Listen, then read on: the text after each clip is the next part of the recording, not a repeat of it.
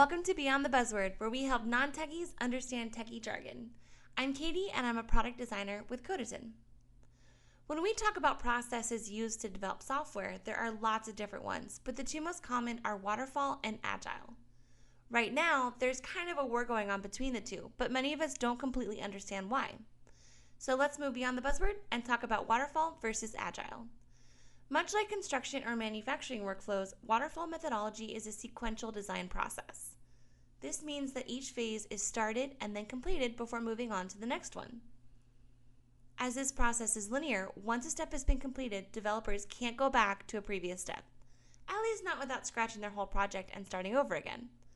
Because there's no room for change or error, the waterfall method stresses meticulous documentation. Ramping up a new developer produces a minimal impact to the overall timeline, and everyone pretty much just knows exactly what to expect. But if the initial plan is faulty in any way, developers then lack the ability to adapt to unseen issues and have to start over.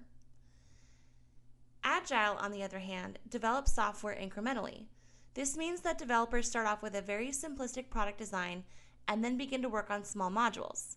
As these pieces of functionality are designed, developed, tested, and finally deployed, then feedback from users and stakeholders alike are analyzed and fed directly back into their cycle.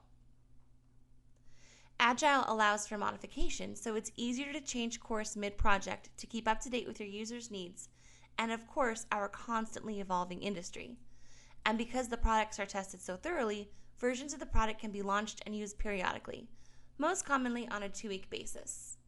When we look at them side by side, waterfall typically has a starting point and an ending point. I planned, I developed, I deployed. It's beautiful in its simplicity, but it also has a major lack of adaptability. Unforeseeable problems are inevitable, and waterfall doesn't allow for pivoting around the roadblocks like agile does.